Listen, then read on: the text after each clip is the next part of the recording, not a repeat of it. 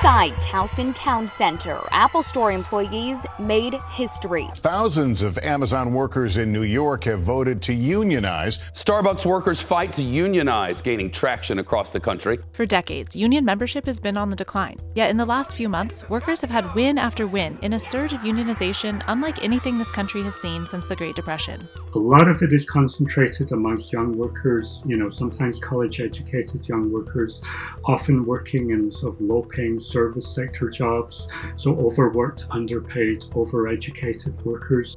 Unlike decades past, this movement isn't isolated to arduous manual jobs. Like auto and factory work, it's also hitting retail and big tech, frontline workers at some of the country's biggest progressive companies.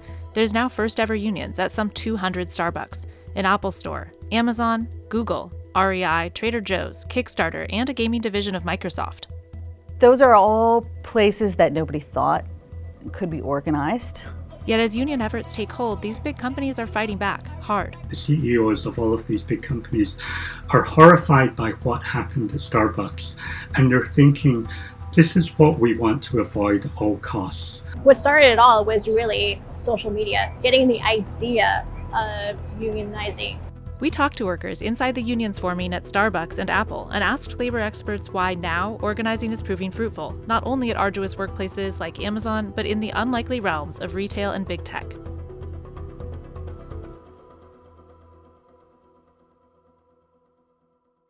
To understand how this unlikely movement took hold, let's take a look at what it takes to form a union.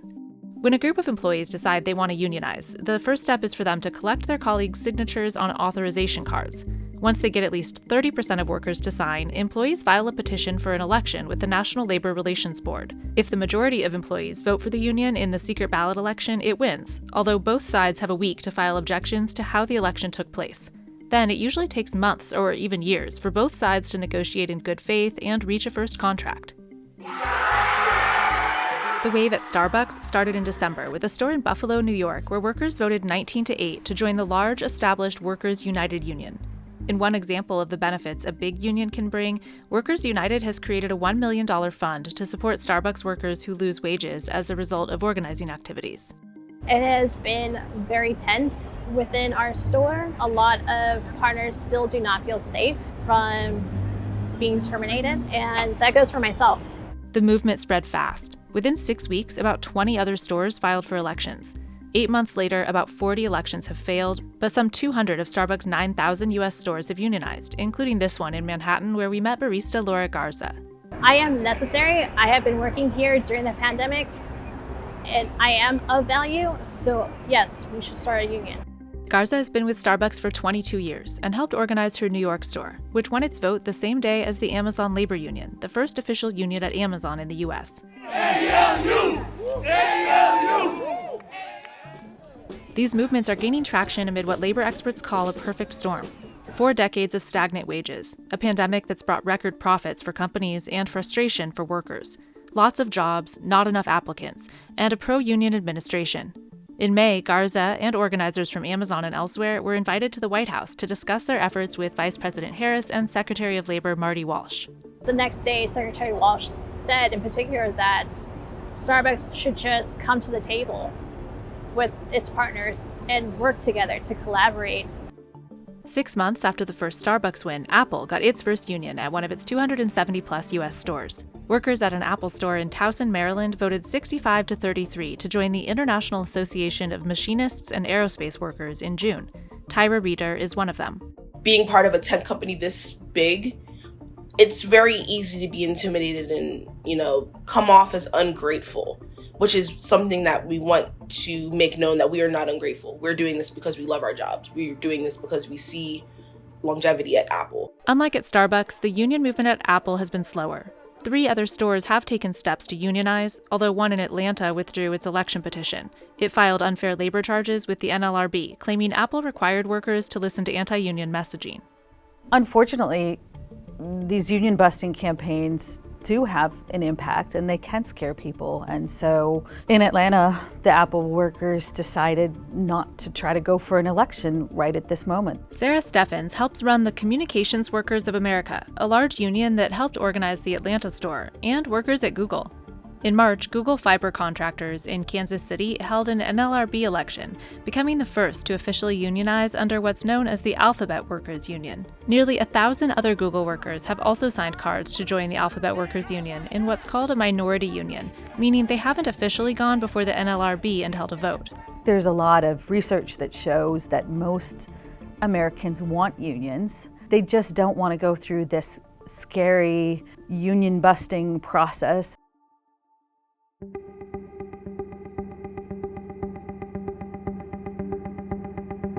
Indeed, more than 2/3 of Americans now say they support unions, the highest approval they've seen since 1965. Yet actual participation remains at a multi-decade low, hovering at 10.3% in 2021, which is down from 10.8% in 2020 and way down from 20% in 1983 and nearly 35% at its peak in 1954. Although it's too soon to know if the decline will reverse in 2022, the first 3 quarters of the fiscal year saw a 58% increase in official attempts to unionize, exceeding the total number of election petitions from the year before. In the months that usually pass between when workers file for an election and when they actually vote, big companies can spend millions on campaigns to dampen support for the union. Both Apple and Starbucks have retained Littler Mendelson, the largest employer-side labor law firm in the country. And that means they have similar talking points, often bringing up the union as a third party, hungry for dues. Many people think, well, I don't want to be paying $100 a month to a union. And that's why union representation has steadily declined. They use this term third party. You guys don't want to bring a third party into the store, but like, hey, we are the third party. In May, a memo was leaked showing Apple's anti-union talking points, instructing store managers to tell workers they could lose benefits and career opportunities if they unionized. Apple declined to comment on the allegations about union busting, instead telling CNBC in a statement, "We are fortunate to have incredible retail team members and we deeply value everything they bring to Apple. We're pleased to offer very strong compensation and benefits for full-time and part-time employees, including healthcare, tuition reimbursement, new parental leave, paid family leave, annual stock grants, and many other benefits." In May, Apple raised the starting pay for retail workers from $20 to $22 an hour, a 45% jump since 2018. Unionized workers are asking for $26 to $28 an hour. I definitely think this was a tactic to kind of say, hey guys, here's $2. Please shut up. You know, that's kind of what it felt like. Then in May, Apple's VP of People, Deirdre O'Brien, put out a video to all retail workers discouraging unionizing. We have a relationship that's based on an open and collaborative and direct engagement, which I feel could fundamentally change if a store is represented by a union under a collective bargaining agreement. She also visited the Towson store after it filed for a union election. That's not something that I've heard happening at our store ever. You know, somebody of that much stature, unannounced, walking through our store after we do something like announce unionize. So it seemed like it was kind of a union busting tactic or a scare tactic. At Starbucks, former CEO Howard Schultz returned to the role in April amidst the union wave. He has a history of opposing unions. Schultz spent early weeks visiting multiple stores for collaborative sessions with baristas. Meanwhile, Workers United has filed more than 250 unfair labor practice charges, claiming Starbucks engaged in surveillance, fired workers, and closed one store in Ithaca, New York, in retaliation for voting to unionize. Starbucks has said it will bargain in good faith and told CNBC in a statement that claims of anti-union activity are categorically false. One federal judge in Arizona also ruled in favor of Starbucks when 3 pro-union workers claimed they were wrongfully dismissed. It's very surprising that Starbucks is fighting this because the reason that we all joined Starbucks is because of its image as a progressive company. They attract particular kinds of employees who share those progressive values, and often their customers too share those progressive values. So in a sense, Starbucks has hired exactly the type of employee that's making the union drive so successful and so dynamic. Starbucks is known for providing extensive healthcare benefits to part-time baristas, including coverage for some expensive treatments like IVF, often not covered by service jobs. In May, Starbucks announced wage increases and increased training, but only for stores that haven't unionized. Starbucks issued a press release stating, "The law is clear. Once a store unionizes, no changes to benefits are allowed without good faith collective bargaining."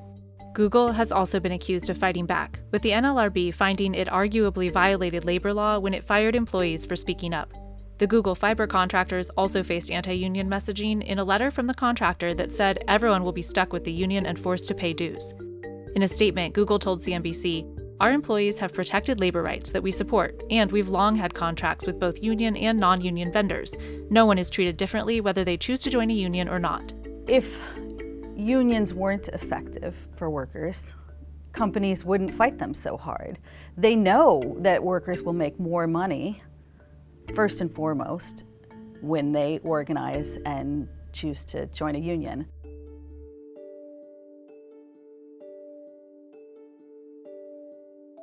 Workers in unions make on average 16.6%, or nearly $200 more per week than non-union workers. This is significant at a time when inflation is at a 4-decade high, with wages stagnant for that same period of time and income inequality on the rise.